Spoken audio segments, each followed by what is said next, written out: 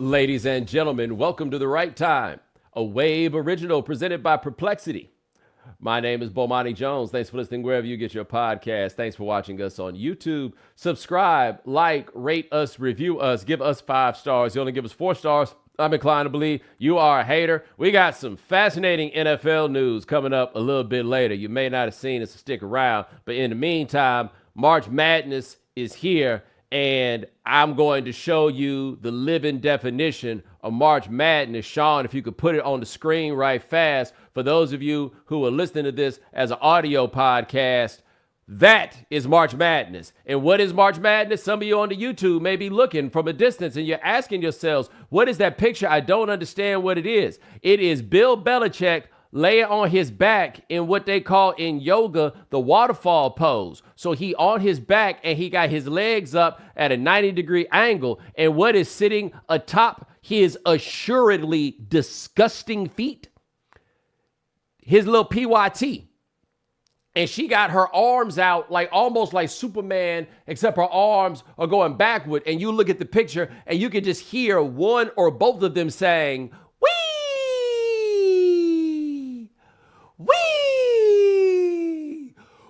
What in the Sam Hill is going on with this man? Sean, I need to see your face because I need to see somebody's face because I can't. A friend of mine saw that and was like, yes, I do this with my 2-year-old niece. It's clearly a move for kids, and then you just have to remind yourself that he is dating a kid. He is so open. I you know what it's like when you get your friend and they wide open. It's wild when you see the wide open. It's somebody you don't even know. I went somewhere in New Orleans. I don't remember if I told you this, but I went to an event and Belichick pulled up with her, and he got that look on his face like, look at you, look what I'm doing. Did you see the other thing too, where he sent an email? Because, you know, I don't remember who put this out, but all his emails are public at this point because he works for a state institution. And so he sent an email to a woman named Robbie Pickerel, who used to work at the News and Observer. He said next to her at the press box at games, and I think she got a job at Carolina. And I can't remember what she asked him for, but he replied, hey, could you copy Jordan on all the emails that you send to me?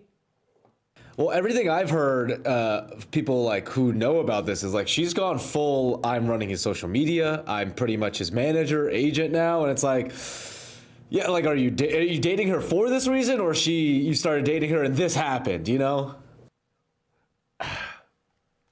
I will say this for Bill Belichick. I don't.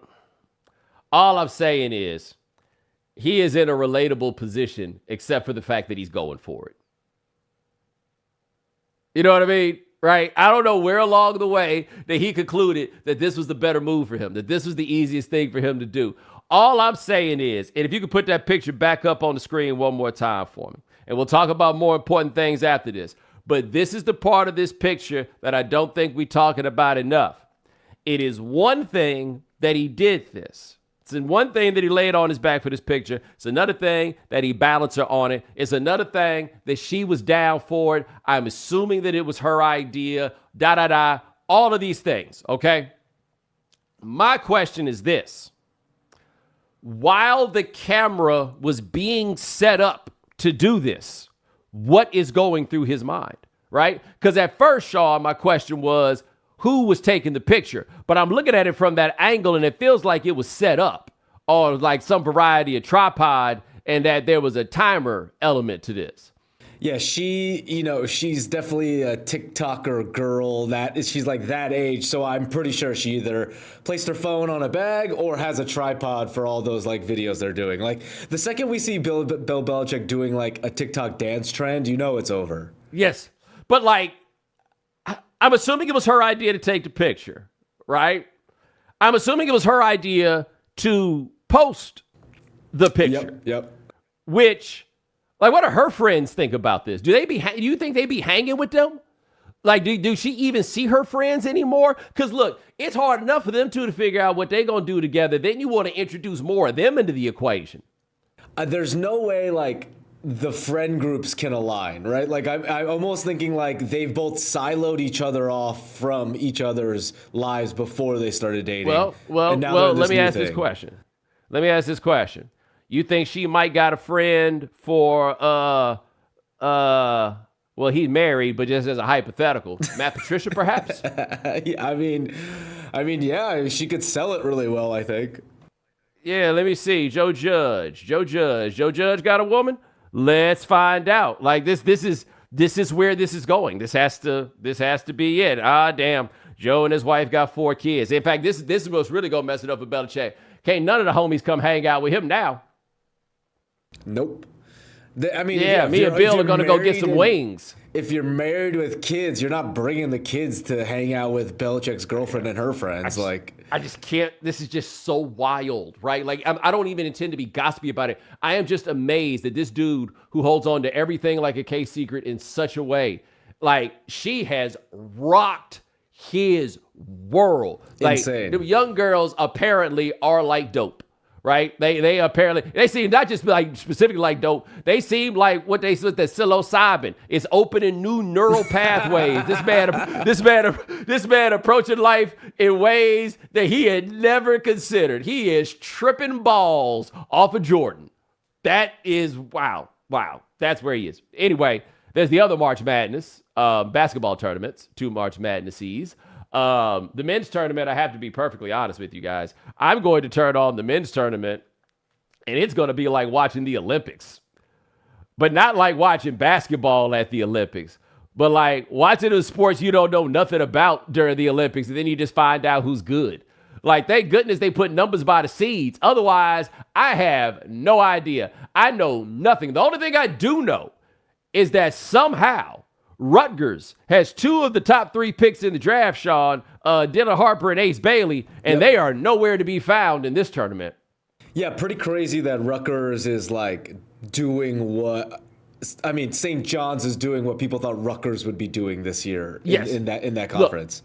Look, except don't forget, Rutgers is not in that conference anymore. Exactly, they are in the Big Ten now. They're again, crazy talk, not your fault. But I was thinking about that with Rutgers. Either Bailey Harper or they coach, whoever he is, one of y'all ain't as good as they say. Exactly. At least. Exactly. One of y'all has to be worse. And I don't even know what they say they coach is. But one of y'all can't be as good as they say.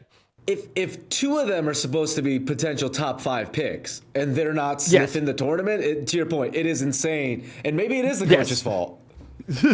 Somebody's not what I'm told they are. And all I know about the coach is that he's a coach.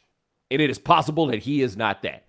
But anyway, it's just a different time and era of college basketball. Like the St. John's thing is a very interesting thing. Rick Pitino, some of you may not know this, Rick Pitino is now coaching at St. John's, and St. John's is really good. They are a number 2 seed. They won the Big East tournament, and whatever it is that you may want to say about Rick Pitino, he is probably the best X&O college basketball coach who has ever lived. He is certainly the best X&O college basketball coach that I have ever seen, right? Like Larry Brown is this interesting hybrid of the two. But for Pitino, watching the evolution of Rick Pitino's teams and winning a national championship and going to a Final Four with those teams in Louisville from 2012 and 2013, I don't know how the hell he managed to pull that off, right? He is that guy. Of course, he is a little off-putting. He lacks a great deal of self-awareness and wound up in 2 completely different but hilarious, 3 different but hilarious scandals, perhaps equally. There is the scandal. Well, let's not go to the. What order should I say these scandals in? Okay.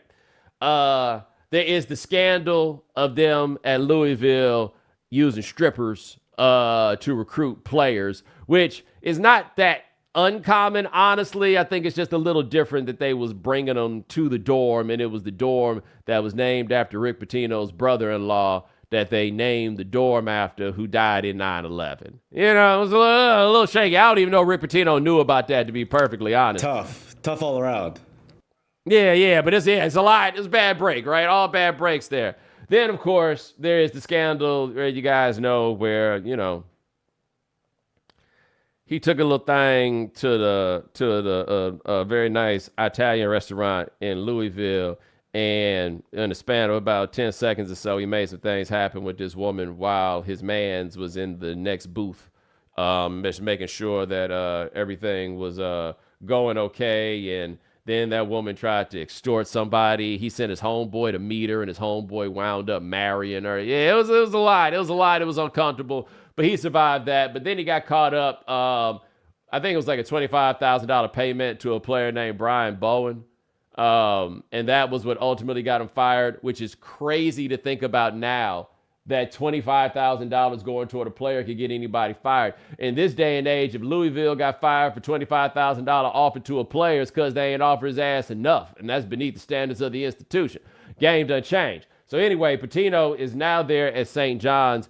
And I imagine that if you were under the age of 35, maybe even 40, to be honest, you have no concept of St. John's being like legitimately good. You may have seen them be good once or twice, but they mattered. And they mattered in a very important way. Also, they were New York City's college basketball team. At a time where I feel like high school and college basketball meant something different in this city than it does now.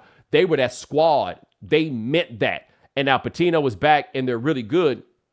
And this makes a lot of different people ask the question about whether or not you should have just pinched your nose and hired Rick Pitino. I know my buddy Gary Parrish at CBS has made the point that that is what UCLA should have done instead of hiring Mick Cronin. Just going ahead and hire Rick Pitino. I get it. My guy Charlie Kravitz on the Dominique Foxworth show, he says the same thing about Georgetown.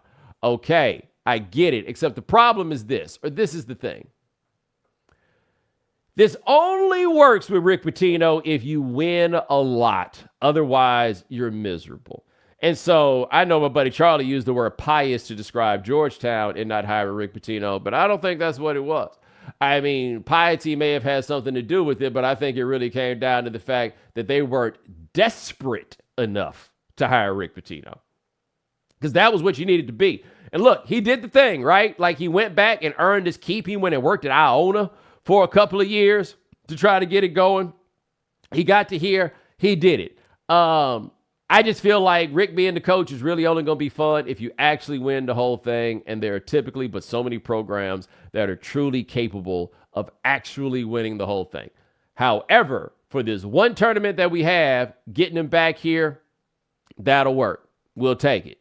Sean, I think it's also of note, given the dynamics, that this means that Duke, Cooper Flag is the story of the tournament. Yeah, I know Cooper Flag's a little hurt, and they're still they're the number 2 overall seed behind Auburn, so the hype is still there for Duke. But yeah, between that and everyone's talking about the potential for Coach Calipari. I want to play against Kentucky. It plays against Kentucky in the second round, things like that. But yeah, there aren't really many big stories. And, real quick on the Pitino thing, I think it should be a more bigger story is I just searched him on Perplexity. This is the first outright Big East regular season title in 40 years for St. John's, which is it should be, I think, talked about more. But I guess to your point, an 18-2 home record is insane, but do they have to win it for it to be a big deal? Yeah. Yeah, well, it's not the same Big East. It's a whole number of things that go on. But to put into perspective what that 40 years is, okay?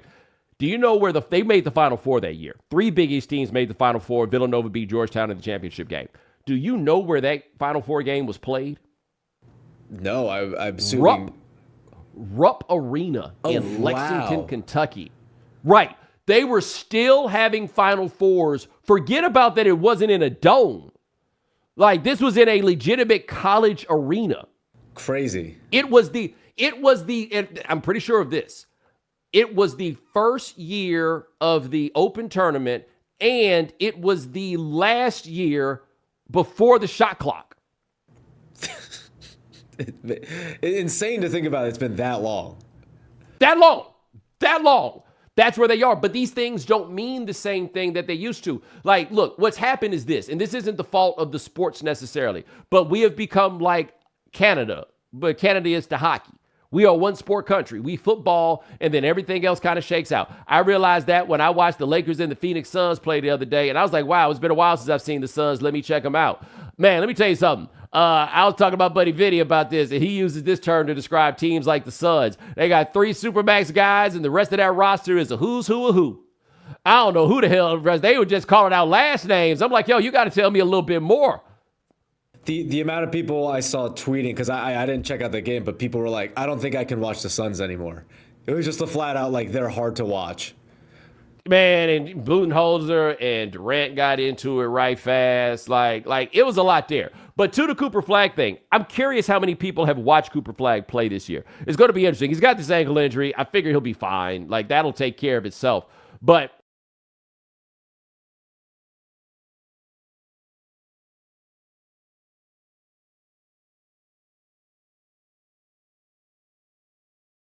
he's really good. He gets it done.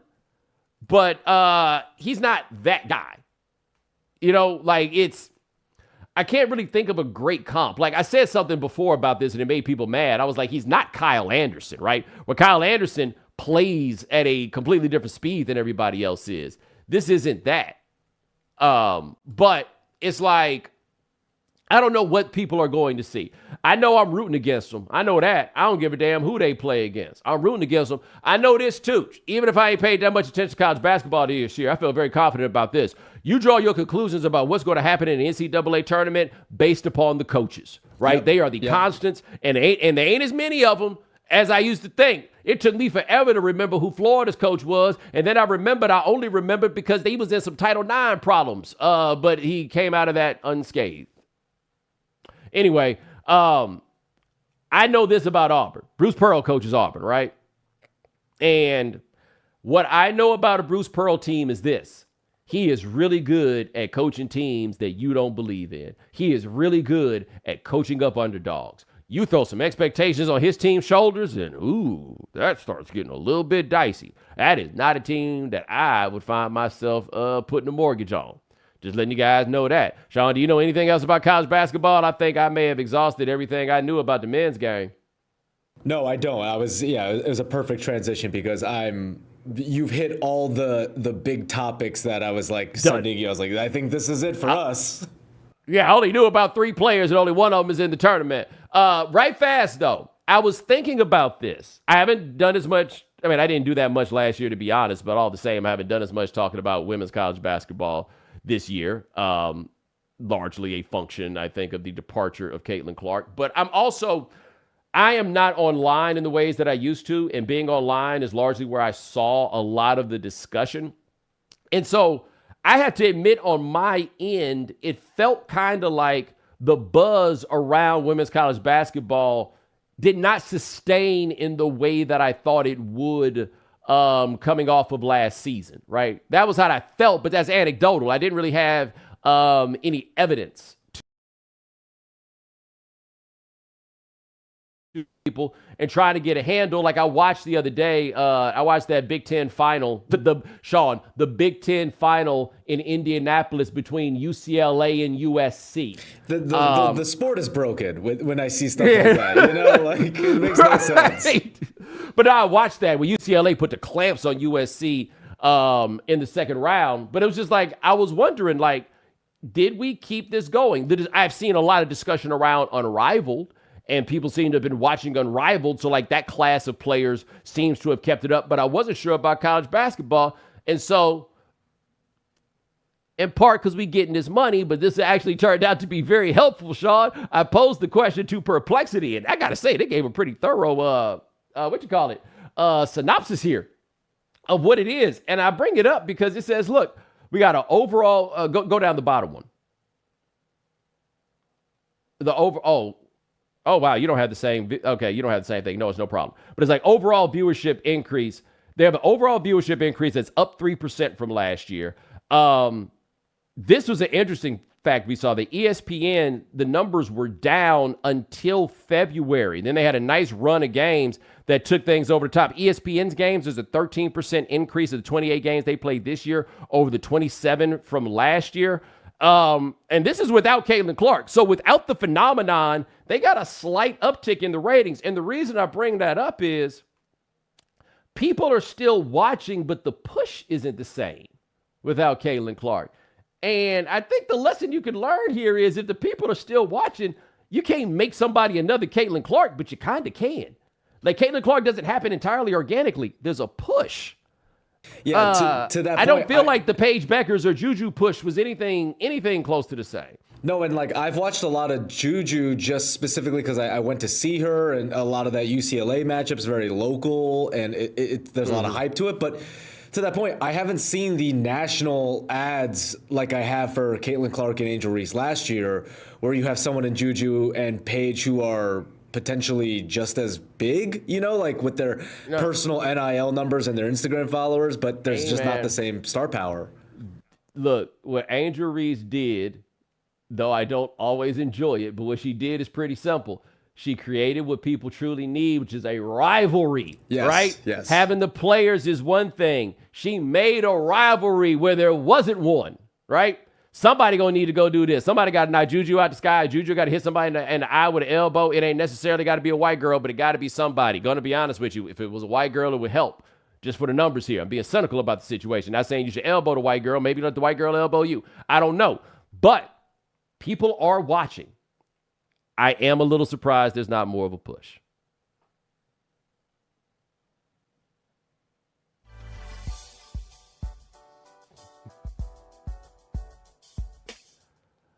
My bad, Sean. I was a little too subtle with the signal. It happens. It's all good. It's all good. It's a Monday. in that moment, I thought about looking at the screen and just looking like it was frozen, just to like make people think it was a technical error, as opposed to anything else. We had some, freezing moments so far on the street, but everything's been smooth, and I think it's a classic case of, Mondays for both us and the internet. Yes. Now, we got some fascinating news as we were preparing to get on to the show today. Tom Pelissero reported that the Giants are having a visit with Jameis Winston. Yes.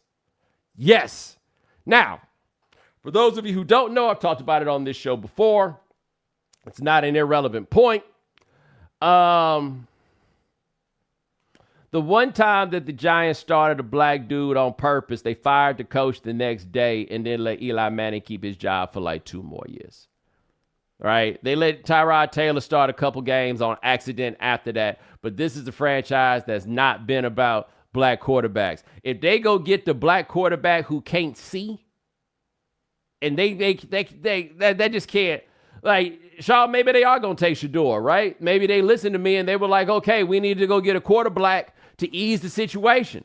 Maybe that's what I cannot, even though I did randomly see Jameis Winston on a summer Sunday in Morningside Park. That is still crazy to me. I have no idea why he was there.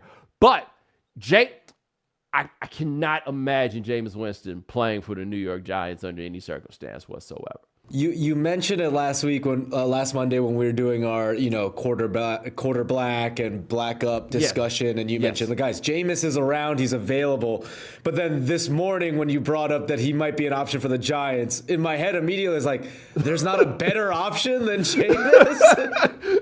Like, what are we doing? So Pelissero, here's the thing that makes it wild. Pelissero said the 3 people that they was calling in was Jameis Winston, Russell Wilson, and Joe Flacco. And I'm gonna tell you who I've got as the clubhouse leader. I tell you what you can't do.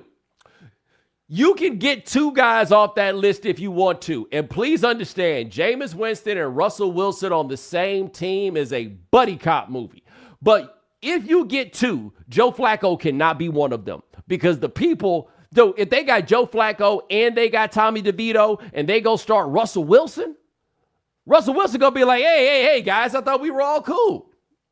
That is just a massive nightmarish scenario. But also the thought of Shador being their quarterback, but having Joe Flacco take snaps away from him, because that's probably what might happen if he struggles, is even worse, right? I'll tell you this, though. If Staten Island had more people, the combo of Joe Flacco and Tommy DeVito, that they be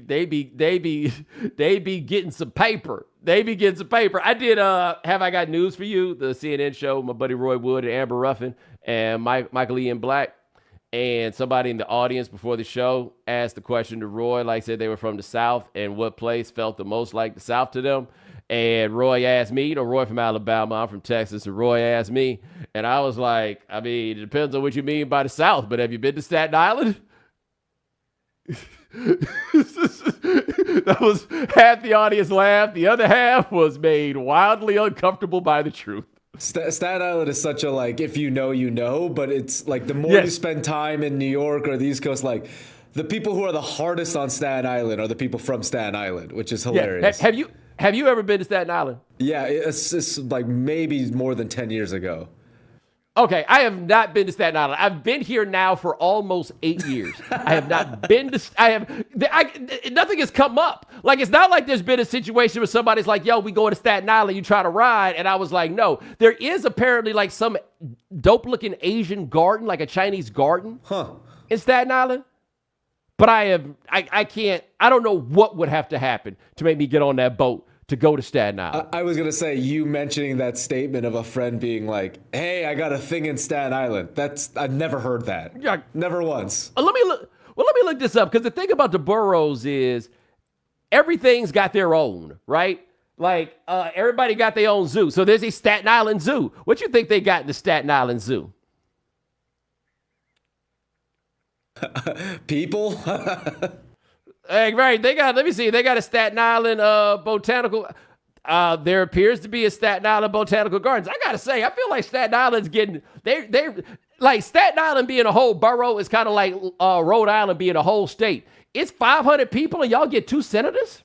Yeah, right, exactly. Here's the best things to do in Staten Island according to Perplexity. Snug Harbor, Cultural Center, Botanical Garden, like you mentioned. There's a theater, Museum of Tibetan Art, what? A couple historical sites, the ferry. This one, like, apparently there are reasons to go to Staten Island, but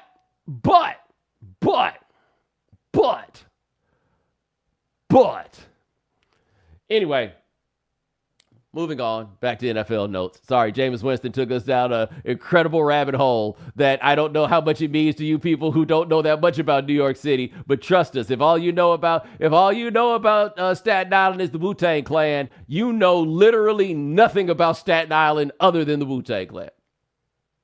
And like that's still more than most, right? Fair.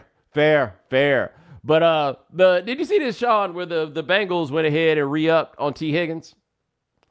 Yeah, they gave T. Higgins and Jamar Chase the contracts that I guess everyone was never going to think they were going to give them. Well, okay, so Jamar Chase is the one we knew. T. Higgins was the franchise tag and now, after franchise tag.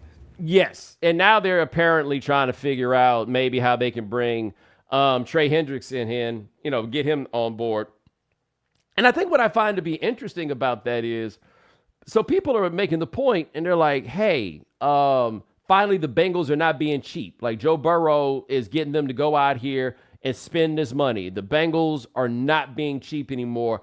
And I don't take this as evidence that the Bengals are not being cheap anymore. I take this as evidence that they decided to give the money to T. Higgins. And we'll see in the end what they do with Trey Hendrickson. But I got like 2 questions, right? Question number 1, and this is important. Does this make them any better? And I think the answer is obviously no.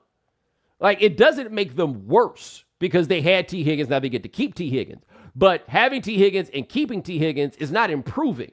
And as a team, they need to improve. And the place where they need to improve is on the defense, where, like, every metaphor that I have for the porous nature of that defense, the willingness of that defense to allow others to do what they want with them, every metaphor I could use would be vulgar, right? But it's they Burger Kings, as my good buddy Steve White, rest in peace, would say. They Burger Kings. You can have it your way. It literally just makes the players happier. And to your point, like, I don't think the roster's any better. I don't think the team construct's any better. But maybe the guys are just a little happier that they getting paid. Yeah. Well, those guys are, right? Exactly. Like, I think they have just made the decision. We're just going to try to outscore people, right? Like, that's going to be it. And I think it was Scott Kazmar said on Twitter, I thought he said something interesting, where he was like, if you have to give this much money to your number 2 receiver, then your quarterback's overrated. I don't think that means your quarterback is overrated if you give this much money to your number 2 receiver. But if your quarterback is what they say he is, I don't know if you necessarily need to give all this money to T. Higgins when you have the second best receiver in the league on the other side. Like, I think Chase and Justin side of it. Like, I don't know if this is the way that you should properly allocate your resources. Even if it'll make Joe Burrow happy, right? Maybe you need to bring Joe Burrow in there and teach him how to do math. Maybe that's a part of it. But I don't know if this is the recipe that makes them a better football team, right? Maybe it sets it up to be like, oh, poor Joe Burrow, he threw for 6,000 yards again, but the Bengals are 7-10, right? Don't know. Maybe that's the game. But I'm going to say this also. This is a very important note about the Cincinnati Bengals. You can never forget this. That's the team that used to reuse jock straps. Did you know that? I did not know this. They had them cats out there. Reusing jock straps. I once mentioned that in a meeting when we was doing game theory. And the thing about that is we had our news producer who always double checked everything for legal. And he stopped to look that up. And I could tell when I would say stuff and he didn't think it was true. He wasn't just double checking. He thought it couldn't possibly be true because after he looked it up, he would stop and go, oh, wow, they were really reusing jock straps because he had seen the verification, as Sean is doing right now, I imagine, with that white light to see, yes, the Bengals was out here reusing jock straps. They finally got an indoor practice facility, and they're like, see, they're not being cheap. They have an indoor practice facility. And my question is, what's in the facility? Because you could be inside without no heater or no air conditioner. You dig? I don't trust nothing with them. What you got, man? No, the perplexity is like being real coy about it. They were like, it's no full confirmation, but they were like, there's been rumors that during the 1990s and early 2000s, they did reuse protective equipment, including cups, which are often part of the jock strap. Jock straps, perplexity. Lock it in. Jock straps, lock it in. They was reusing jock straps. Yeah, like you tell me they got an inside facility. I need to go inside that piece and see what's going on. For I'm so sure that they not just out here being cheap. Like, look, cheap people spend money on stuff. The question always becomes what they not spending money on since they put that money on that. Like T. Higgins money, what are they no longer spending money on? You walk up in the building being like, damn, what is this? How come, what it look like with the 3 circular like arc things? Like why I gotta use Apple Pay to get Gatorade? Or it's like, yeah, exactly. Like, what's the food like now that you've signed T. Higgins? You know, are you getting gruel for lunch, with the team? Like, is it that bad over there? They got a sponsorship deal with Amazon. You know, Amazon got them little stores where you just get the stuff and walk out and they charge you. Like that's what they doing. These cats don't know, man. They don't put a tap joint in they equipment. Anytime they go get something, they're like, yo, they get a bill when they get back from practice, like you get a bill when you come back from the doctor. Like, is this a $50 Band-Aid? Yeah, your new arm straps that you use. Every time you change a glove, you're getting charged. You don't even realize. Yeah, the chips, like you said, the tap is just built into their back or their head or something. Yeah, no. I always feel like with the Bengals, don't you worry. It's coming back around, baby. It's coming back around. They're going to be fun.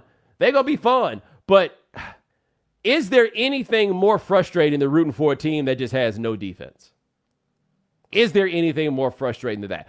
Particularly, and could you look this up, Sean, what the Bengals run defense was hitting on? Because a team that can't stop the run is the worst sort of team to root for. Like, because you can't even, respect them as people when that happens.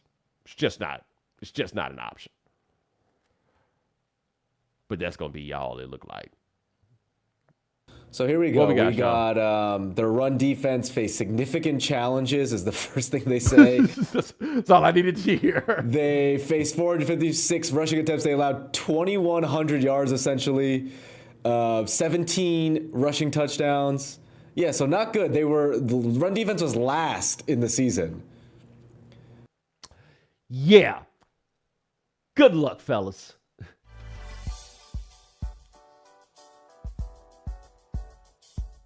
This episode is presented by Perplexity. Perplexity is an AI-powered answer engine that searches the internet in real time to deliver fast, clear, high-quality answers. Unlike legacy search engines that respond with a list of links, Perplexity skips straight to the answers you need, explained in everyday language that's easy to understand with sources and citations. Now, Sean, how do you use Perplexity, especially when it comes to the right time? I plan on using it all throughout the show, especially when you need questions answered or stats confirmed. But say you're curious about a specific topic from our If You Haven't Heard segment, for example, the growing price of concert tickets. I can search how much ticket prices for concerts have increased in the last 5 years, and I can get my answer in seconds. And to no surprise, you can see that ticket prices have more than doubled in the last 5 years. Unfortunate for concert goers like us, but incredible we got that answer so quickly. Discover faster, more reliable search with Perplexity today. Download the app or ask Perplexity anything at perplexity.com.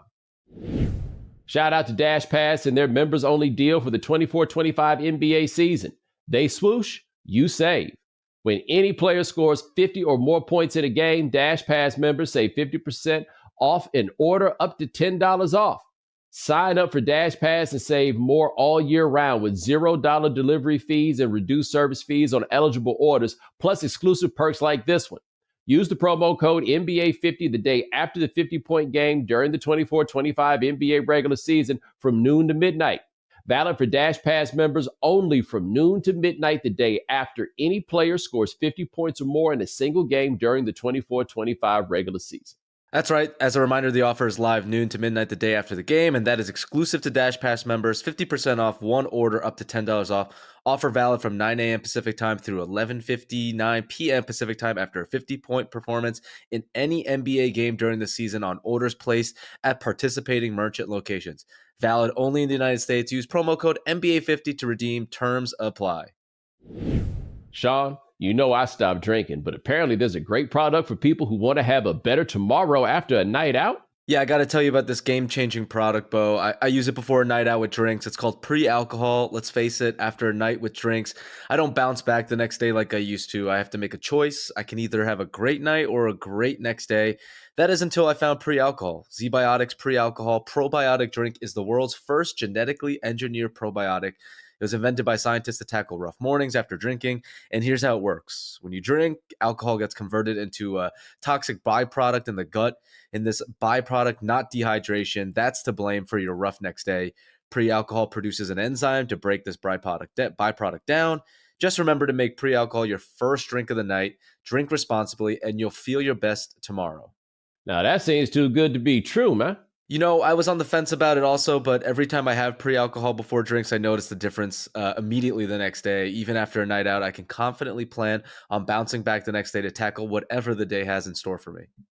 This March Madness, don't let anything sideline your celebrations. Grab pre-alcohol before you go out and be ready to cheer on your team all day and night long. Go to zbiotics.com/Bomani to learn more and get 15% off your first order when you use Bomani at checkout. ZBiotics is backed with 100% money-back guarantee, so if you're unsatisfied for any reason, they'll refund your money, no questions asked. Remember to head to zbiotics.com/Bomani and use the code Bomani at checkout for 15% off. This episode is sponsored by BetterHelp. We all know that therapy is not cheap and it can be hard to find the right therapist for you. Traditional in-person therapy can cost anywhere from $100 to $250 per session, which adds up fast. But with BetterHelp Online Therapy, you can save on average up to 50% per session. With BetterHelp, you pay a flat fee for weekly sessions, saving you big on cost and time. Therapy should feel accessible, not like a luxury. With online therapy, you get quality care at a price that makes sense and can help you with anything from anxiety to everyday stress. Your mental health is worth it, and now it's within reach. If you're thinking of starting therapy, give BetterHelp a try. It's entirely online, designed to be convenient, flexible, and suited to your schedule. Celebrate the progress you've already made. Visit BetterHelp.com/Bomani today to get 10% off your first month. That's BetterHelp, HELP.com/Bomani. As a small business owner, you don't have the luxury of clocking out early. Your business is on your mind 24/7. So when you're hiring, you need a partner that grinds just as hard as you do. That hiring partner is LinkedIn Jobs. When you clock out, LinkedIn clocks in. LinkedIn makes it easy to post your job for free, share it with your network, and get qualified candidates that you can manage all in one place. Now, Sean, what's your experience with LinkedIn like? For me, when I was looking for work, LinkedIn was super helpful. And now when we're trying to hire staff here at Wave, LinkedIn is our go-to source for finding the best candidates. LinkedIn's new feature can help you write job descriptions and then quickly get your job in front of the right people with deep candidate insight. At the end of the day, the most important thing to your small business is the quality of candidates.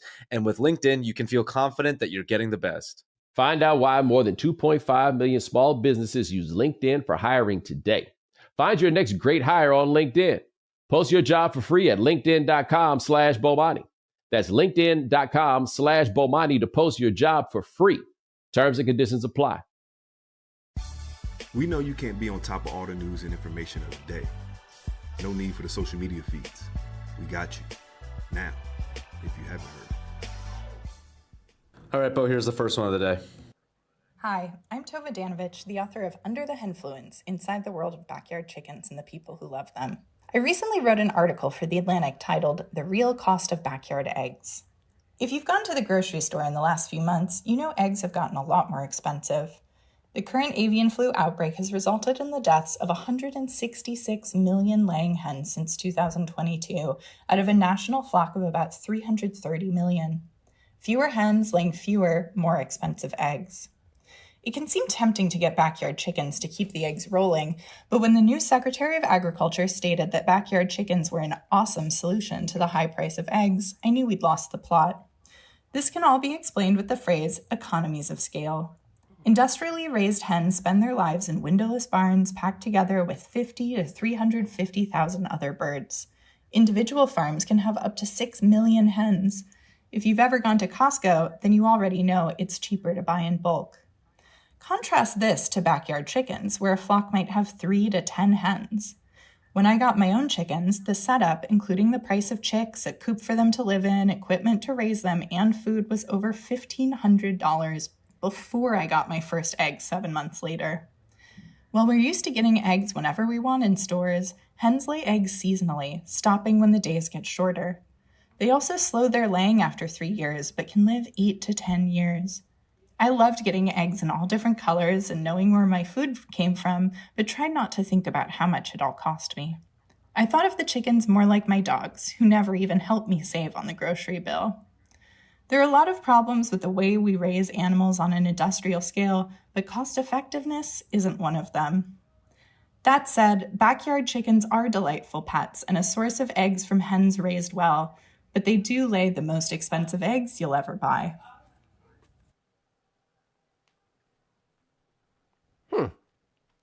I have a friend who got chickens. Say the girls be dropping good eggs. You know what I'm saying? Couldn't be me. Could it be you? Couldn't be me. Could it be you? Yeah, I just don't want to be woken up by a chicken in my backyard every morning. That alone is a bit much. For my next trick, I'll make my own clothes. Like Right. I feel like we're in that same exact space. Like it that has to be I do it because I like it. You know what I mean? Like it has to be your recreational activity. It's not saving any, like if you consider time as money, like it's way more time consuming. I had a friend the other month was like, hey, I made my own mayo. Do you want some? And I was like, why would I take your mayo outside of the regular little bit of store mayo I put on a sandwich or something? You know, I'm like, what's the use for a whole jar of that? Well, if you get it for free. It's true. It's true. Right. You know, it just becomes the thing that you wish to do. I hear you. I also learned when I did the show, the Have I Got News For You, somebody got hemmed up. I think it was like 500 dozen eggs. Somebody tried to sneak them over the border from Mexico. Like eggs is they really like dope now. Like people, you know, people try to sneak 6,000 eggs across the border. It's gotten real in the field out here. I go to Costco a bunch, but I don't get my eggs at Costco because there was like maybe 6 months ago a Kirkland callback on their eggs. Mm-hmm. But now I go and I see people stocking up on like multiple 24-pack of eggs, and I'm like, you guys didn't read the same stuff that I read, or are you guys that desperate for eggs that you need to get it in bulk like this? You ain't got kids. Yeah, that's a good point. That's a good point. There you go. All right, here's the next one. My name is Carrie Battan, and I'm a staff writer at The New Yorker magazine. I recently wrote about the rise of nicotine pouches in the US, in particular a brand called Zyn, Z-Y-N. These white, odorless nicotine pouches, which were designed to help people quit smoking, have become a staple of the so-called manosphere in recent years. Tucker Carlson and Joe Rogan are two prominent users. Much has been made about the rise of the quote-unquote Zinfluencers, the broy content creators who are the loudest cheerleaders for nicotine pouches. As a former smoker and vapor myself, I was curious just how this product had become so popular and what kind of health risks they pose. For this story, I went to Sweden, where nicotine pouches were originally developed. Sweden has a long history of oral tobacco use by way of these little tobacco pouches they call snus. Nobody really vapes or smokes there anymore, in part thanks to their love of these products. Sweden has a very low rate of smoking-related illnesses. The original brown tobacco pouches have historically been favored by Swedish men, which makes sense. They're brown, they stain your teeth, they smell kind of funny. But in the 2000s, a Swedish scientist named Thomas Eriksson worked on developing a product that would also appeal to women and help them quit smoking. The white pouches, which come in all kinds of fruity flavors, are undeniably girlier and more hygienic feeling than the classic brown snus. Swedish teens seem to love them too. By 2014, white nicotine pouches were launched in a small number of stores in the United States under the name Zyn. Eventually, with a lot of steady marketing and distribution efforts, particularly in the Southwest, these products became beloved, but only really among American men rather than women. My favorite part of working on this story was discovering how a product expressly designed for women in Sweden has become a symbol of masculinity in America. You know, maybe putting it in those terms, Sean, would be the way to get some of these dudes to like stop on it. But did they really try to come up with snuff for girls? Because it's just snuff, right? Yeah. Yeah. It's just, it should be genderless in theory, right? Yeah. Well. No. Like snuff feels very masculine as an activity. Like when you hear people tell stories about how their grandmama used to use snuff or their grandmama used to dip, you know, like nah. Like that's a man's activity. They were like, girls want to use snuff too, and American dudes were like, well, snuff is actually a little bit too for me, but I'm such a man that I will use girl snuff. Yeah, I'm curious how many people in your everyday life are using Zyn, because for me, and especially people at this office, like Zyn is like gone rampant. Really, I feel like there's a two Americas component to using this designer snuff. They are using snuff. Yeah, I wanted Perplexity to search like what's the average use and like what is the comparison to cigarettes, because it's like one can. I think there's a decent amount, but Perplexity is saying 6 to 12 pouches daily. Some people do as few as 2 to 4 pouches or as many as 2 cans. I have people that could go through a can in a day, let alone a week. But it's like, yeah, like if this is a way to curb cigarette smoking, you're essentially end up doing way more nicotine in the process. Yeah, you might just need to quit. Exactly. You might just have to do it. Yeah, here's our last if you haven't heard. Hi, I'm Faith Hill, and I'm a staff writer for The Atlantic. I recently wrote a story titled Teens Are Forgoing a Classic Rite of Passage. Some recent research suggests that compared to years past, fewer young people today are in relationships. One poll from the Survey Center on American Life found that 56% of Gen Z adults said they'd never been in a romantic relationship at any point in their teen years, compared with 76% of Gen Xers and 78% of baby boomers. That's a big drop. So I wanted to know why that was happening and whether people should be concerned about it. Some experts I talked to weren't so worried. For one thing, you can have romantic experiences without being in a defined relationship. Part of the change might just be in what labels people are using. And developmental psychologists told me you can learn all the necessary social skills, like making conversation or resolving conflict, from platonic relationships. Besides, lots of conventional milestones, like getting married or buying a home or supporting yourself financially, are getting pushed back. The transition to adulthood just takes longer nowadays. But that's probably not the only reason for the young love recession. generational researchers have described Gen Z as particularly risk-averse and wary of interpersonal trust. One 2023 Hinge survey found that 90% of Gen Z daters said they wanted to find love, but 56% said that fear of rejection had kept them from pursuing a potential relationship. My sources who've been interviewing teens and young adults said a lot of them are in very ambiguous situationships, which can be great, but avoiding talking about feelings or the relationship itself for some was a way to guard against vulnerability. And the problem with that is that it doesn't always work. Young people would end up feeling confused about what they're allowed to feel or to ask for, and that experience reinforced the idea that opening yourself up isn't worth it. So ultimately, anyone feeling self-conscious about a lack of so-called relationship experience shouldn't worry. But maybe we should worry about Gen Z in general, because even if teens don't need romance, they'll benefit from letting people in. Well, Sean, and I think this is in part because a lot of the doom and gloom tech books that I've been reading in the last few months. But what I was curious about in that as a variable was actual interpersonal communication, like stuff that doesn't take place on the computer. Because what point this book I just got through reading was making was that because so much is done through the computer and it's the center of these people's lives and it's really efficient. Like I think all of us have fallen guilty to this. This is not just about the young people, but it's just a function of the tools. It allows you to do a zillion different things at one time, and it makes interaction. It can make interacting with people a lot easier because you don't have to deal with like a facial expression of what's going to happen with this, that, and the third. But what they said on the other end was though that this generation or these upcoming generations are less able to gauge like social cues and picking up on body language and those things like that, because so often their communication has just taken place through text. And I wonder how much of that, because you could definitely develop feelings for people through letters, pen pal type stuff or whatever it is. Like, there's all kinds of ways that you could do it, but that sort of thing doesn't necessitate a relationship, right? Like it doesn't come with the kind of need specifically for those boundaries. And so these are the things I wonder about when I read that. It's like, after school is over, how much of these people around the people that they say they like? Totally, because even like you mentioned, the internet communication, like I'm only showing a portion of myself on the internet. I'm only delivering a text or an email as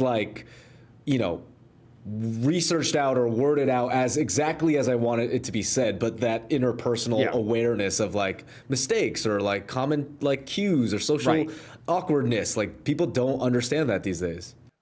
Well, I think in-person interaction or like relationships in those terms, and this is I think a holdup for a lot of people, they involve a measure of compromise. And even the compromise being, what temperature do you want the room in? What are we going to listen to right now? You know what I mean? Like those things are measures of compromise that when you're dealing with this just online, I can be in my chair and I can have my this and I can have my that and I can have a little bit of you. And I think that's why the author Faith Hill wrote about, said the word situationships, which I feel like is a term that's been invented over the last maybe just 5 years. But it's because people... It's older than that. It's older than that. But people just historically can't commit to something long term because of those things, right? Like I'd rather just be at the comfort of my own couch than trying to commit to a relationship that forces me to do something that potentially I might not want to do at that time. Yeah, no, we have the ability to get exactly what we want has made us all worse. Yeah. And by the way, and I say this as somebody that doesn't necessarily think having a girlfriend when you're a teenager is not a bad thing, right? As long as it's not the last. Well, no, if you find love at 16, I guess it's not a bad thing. It's just funny for everybody else to watch. Yeah, everyone else is along for the ride, Yeah. Let me know how that goes, buddy. Yeah, you got it, homie. You got it.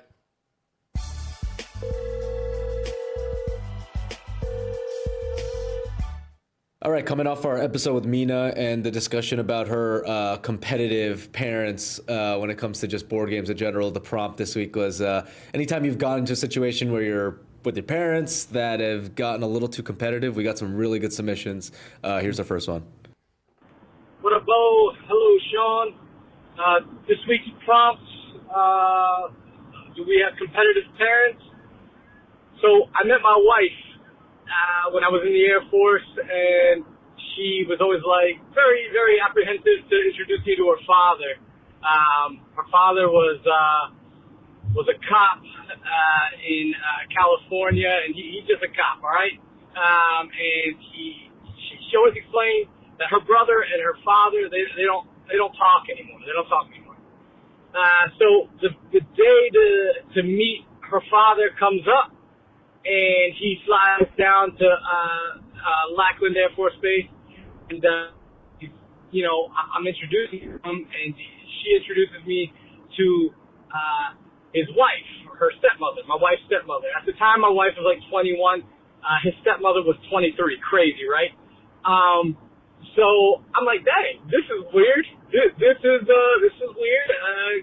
My father-in-law was probably close to 45, mid 40s, early 50s. Wifing up with a younger woman, and I didn't think anything of it.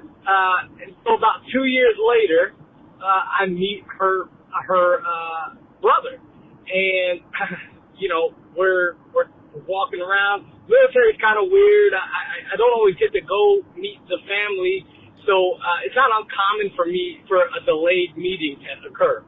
So I finally meet her brother 2 years after meeting her father and mother-in-law, and right there on the mantle, like, this dude is in his feelings, is a photo of him and his ex-girlfriend, which just so happens to be his mother-in-law now. And I gotta tell you, when my jaw hit the floor, I've never seen some shit like that. I've never seen, I've always heard about it, we joke about it, but to see it play out in real time is wild. It's absolutely wild. I have not been to a family gathering yet, but I can't wait, because that awkwardness could be cut with a knife. Thank you. Thanks for taking my call. Bye. Sean, what did he just say? So if I can do the math correctly, I assume the father's second wife is the ex-girlfriend of the father's son, the guy's sister's brother. That was pretty insane. What when I threw this prompt out, I didn't think that we would be talking about this kind of competition. I was thinking more like driveway basketball battles. That is, nah. Me and my pops had to fall out over that too. That's a different level of competition, right? Like you just said, that's like just pure pettiness or like evil. There's no way that I could view that other than you wanted to hurt me. Right. How else could I see that? You wanted me to hurt. And wow. Hey man, dads are players too. Nah, homie. Nah. That doesn't fly in any situation. Yes. Here's our next one. Bo, Sean, what's going on, fellas? It's Big Tim from the DMV. So you talk about having a parent that is just way too competitive with you. This actually kind of blends into the time you tried your parent, but in this case, it was definitely my parent trying me. So, like I said, my name's Big Tim, so, 6'2", right now I'm about 340 or whatever, play offensive line in college, D1, all that good stuff. So my pops, who you have to imagine is also a big fella, played the same position as me. We both played center or whatever, but, he ain't quite make it as far. But that man, to this day, with, bad back, 2 bad shoulders, and a bad hip, believes, nah, boy, you can't push me up off this line. So, this had to be, I think, maybe my sophomore year of college. At this point, I'm probably about 310, good solid 310. And, like, I'm home on summer break, and he like, hey, nah, the way they be teaching y'all how to do it nowadays, this ain't it. Cause this is how you should throw a trap block. And you know what I mean? And I'm like, nah, that's not really, how they be trying to teach us or whatever. Nah, man, forget what they talking about or whatever. You should do it this way. Cause look at this. And nah, go ahead and get down in your stance. Hold on, Pop. Relax, man. Like, hold on. We ain't got to do all this. Nah, get down in your stance or whatever. Show me what you got. So he wanted me to fire off. All right, cool. Get down in the stands, fire off. I give him about 50% or whatever. And when I do my 50, he comes like a good 75, close to 100. I'm like, hold on, you ain't about to just, you know what I mean, just be pushing me around, big dog, like we not doing that or whatever. No, all right, man. Go ahead and line it up then since you think you bad. Next thing you know, he rolling around on his back. My mother is at the kitchen window dying laughing, you know what I mean? And yeah, I was about to say, to this day or whatever, he still say, he like, I ain't get him for real. Nah, I stepped on his foot, something like that. So, yeah, man, that's my story. Y'all be easy. I'm going to be real with you. I'm just glad your daddy didn't shoot you. That's a reasonable outcome in that situation. He come out, maybe not shoot you, but come out there with the heat, perhaps a little pistol whipping. I'm glad it didn't go that way. Yeah, that was the probably the best way it could have gone. Yeah. Oh, yeah. I'm glad that was actually a bit of a heartwarming tale. Here's our last one. Hey, Bo. Hey, Sean. Appreciate what you do on the program. But you asked about overly competitive parents, and I would just like to throw my dad into consideration. Like the Jones family, we are a Scrabble family. Growing up, that was the one board game we could always count on everybody being like able and wanting to play.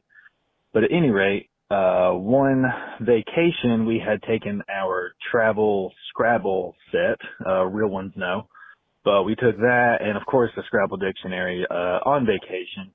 One night we're playing around, my dad, my mom, myself, and my sweet grandmother, and within 3 turns my dad had scored roughly 96 something points. It was just a very, very small amount short of 100. But anyway, the shit-eating grin that he had on his face as he played one word, a second word, and a third word, and just absolutely mopped the floor with us. We were all so mad, even my sweet grandmother, who never had a bad word to say about nobody. We didn't talk for a little bit, and we certainly didn't play Scrabble for the rest of the trip. Appreciate all you and Sean do, Bo. Thanks. I'm going to be honest with you, brother. I mean, 3 turns and almost around 100 points is cool, but y'all need to stay away from my house. We'll wear y'all asses out. Yeah, I feel like you hearing that story made you chuckle and being like, that's nowhere on the level of the Jones household. Nah, let me tell you this. In our house, ain't no multiple player Scrabble games. It's mano y mano. Wow. Right? Like you ain't gonna be able to say that somebody else didn't play the defense right and all of that stuff. It's just me and you. Like that's how that's real. That's real. Yeah. That's how that right there gotta be. I do remember once, maybe the funniest, I watched my dad play against his brother once. And you got to understand, he's a bit of a certain generation. And I think the angriest I've ever seen my father be was the time my Uncle Walter tried to play the word Jap, J-A-P, as a word. And my dad is like, what are you doing? What are you talking about? He's like, yeah, Mac Jap, like in the war. And we're like, no, that's not gonna work. And he was like, it was the 80s, so people wasn't that sensitive yet. You know what I'm saying?